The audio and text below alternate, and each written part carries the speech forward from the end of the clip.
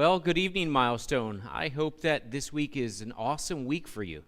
And thanks so much for joining me tonight, and looking forward to the things we're going to talk about. Just want to remind you about Sunday. Sunday, we have Pier 252 going on for the 11 o'clock service, and we will have as well a 9:30 service, and weather permitting, that will be outside on the front lawn. And we want to do that whenever we have Pier 252 on Sunday mornings. And so that's what's happening there. Feel free to come to one or come to both. It'll be the same message and such on both services, but we want to give those that are serving the opportunity to come and be part of that early service. Or maybe you'd prefer just to come earlier and be part of that service. You're welcome to. Bring a chair and hang out outside with us for that 9:30 service. And then we'll have our 11 o'clock service. That will be inside, as we typically do. So that's what's going on Sunday. For tonight, looking forward to tonight's conversation. We're in Joshua chapter 6, and let me just catch you up to speed as to where we've been. The book of Joshua is written about the leader of Israel, Joshua, who served right after Moses died. Now Joshua is leading them them into the place that they call the Promised Land. And so they're in the wilderness, and they go over to the Jordan, and they get into the Promised Land, and now God gives them orders as to what they're supposed to do next. And so there they are in the first city that they get into right after they get across the waters there. And the first city they get to is the city called Jericho. Now, most of you know the story of Jericho, and so let me ask you this question before we kind of get started into this study. When do you find it hard to trust God? When do you find it very difficult to trust God? If we're going to be honest, I think most of us struggle to trust God at some of the simplest of things. Do you struggle to trust God with your finances? So in God's Word, we look and we see that God gives the encouragement, instruction to give God first and put God first with our finances. Do you find that hard to do with your finances? Most people do. Do you find it hard to honor God with just the way that you treat relationships? And being kind, being loving, being gentle, and most of all, the hardest thing is to forgive. Some people, they go through extreme pain and hardship and really get taken advantage of, and forgiveness is one of the hardest things to walk through and get to the other side on. Do you find it hard to trust God just daily?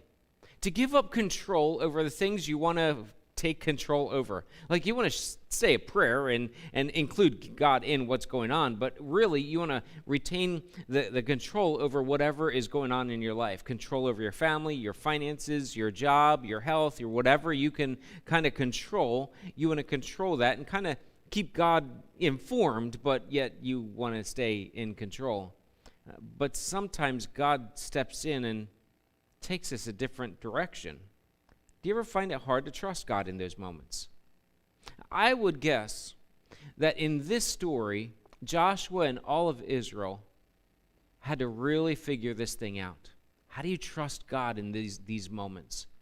And the thing we looked at last week where they crossed over the Jordan, and when they got over there, like the trusting God part was not so difficult because they had to watch the priests go in first. And as soon as the priest touched the waters opened up and they walked across on dry land. So it was kind of a simple thing. Maybe they had a little bit of anxiety walking across and hoping that the water didn't come down on them. But overall, I would say that was a pretty easy one. Now they're going to this city called Jericho. Jericho was a pretty established city. They had a wall around it. They had a good government in a sense of keeping the borders really well contained and such, but a very wicked people from what we would understand, and they wanted nothing to do with God. And so God steps in, Israel comes in, and God says, I'm giving you this land and I'm giving you this city. It's God's gift to them. And so there's a lot of conversation you can have around that, and we'll have that for some other time. Why would God allow and do all this? That's another conversation for another time. But here, as we look at what happened, God gives these instructions to Joshua, who then gives the instructions to the people. The instructions are simple. I want you to take the people, and for 7 days you're going to walk around the city, Walk around it one time each day, and on the seventh day, you're going to walk around it 7 times, then you're going to shout, and the walls are going to come down. Really simple. Easy peasy, no problem. We trust God. God says to walk around, we do. And by the way, the walk is like 1.5 miles or so. So it'd take them like an hour. So they get up in the morning, go out for a nice stroll, a 1.5 mile walk all together. And they walk around and they go back and they have lunch or brunch or whatever it might be. And they kind of go back to whatever life they're living. And I would imagine that every time they walked around, there was a little bit of anxiety, a little bit of pressure, and this is kind of weird, and they weren't allowed to talk to each other. And in Joshua chapter 6, and down in verses 8 through 11, Joshua is giving the commands to the people and saying, as you walk around, I don't want you talking. Just keep it silent. I don't want your voices to be heard.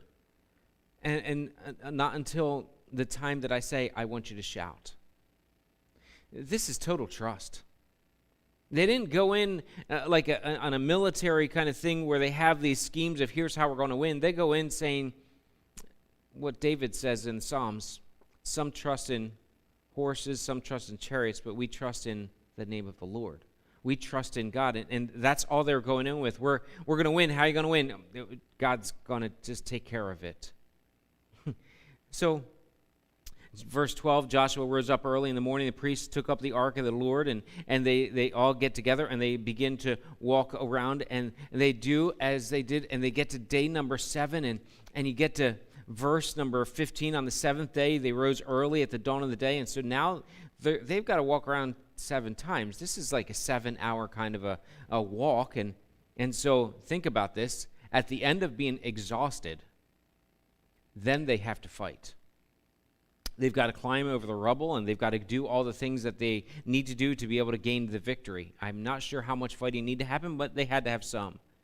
And so they do. They walk around at the 7th time. It says they walk around 7 times, and at the 7th time, verse 16, the priests had blown the trumpets. Joshua said to the people, shout and listen to this, for the Lord has given you the city.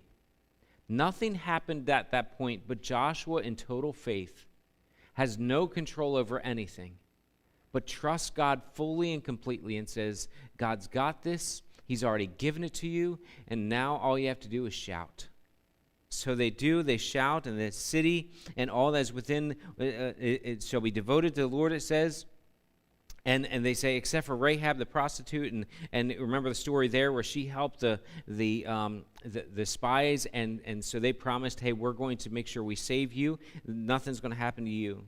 And so they do. They blow their horns, they shout, and the walls come down, and they're able to have total victory in Jericho. How awesome! If life were only that easy. But here's one of the lessons, and there's a lot of lessons you can learn out of this. There's a lot of things you can glean, but here's one of the interesting lessons that I take from this. I think that the hardest time to trust God is when I'm waiting and doing fruitless things. Israel was waiting. They were walking, doing seemingly fruitless things. If they were sharpening their knives, if they were doing something for the bat, that would make more sense, but they were just walking. You ever feel like in life you're just walking, and you're like, why am I walking? I feel like this is all I'm doing, and it's not good enough. I think sometimes in ministry, you're serving in some capacity here in the church, whether it's nursery or Pier 252, or in the music team, or as a greeter, or as a leader, or wherever, and as a pastor. And sometimes you feel like you're walking and you're not seeing the results that you want to see. Sometimes in the community, you're walking and you're trying to share the love of Christ and be who God called you to be, and you're expecting someone would come to faith in Jesus, and you're walking, you're like, come on, someone. You're like, Lord, when? It's not until God's ready. It's not until it's time in God's kind of stopwatch, if you will.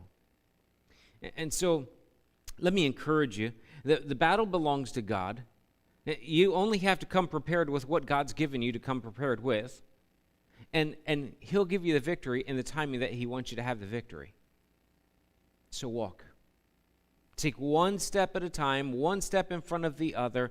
Just follow God, trust in Him, and just keep walking. Seems simple, doesn't it? I'm kind of a simple person in that sense, that I just understand it one step in front of the other. Okay, God, that's the next step. That's all I need to see, nothing further. And let me just encourage you. Just take the step that's in front of you.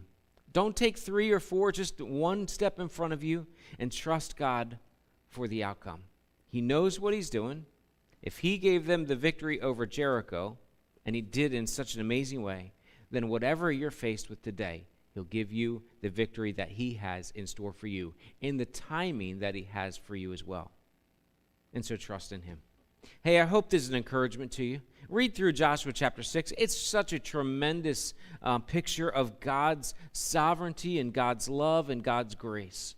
And so read through Joshua chapter 6, and certainly if you have any questions, feel free to give me a call, and I'd love to talk to you further. Have a great rest of the week. Trust in the Lord. He's got it. He's got it exactly where he wants it to be, and He'll take care of you all the way through it. Hey, thanks for joining me tonight. Have a great night. I'll see you soon.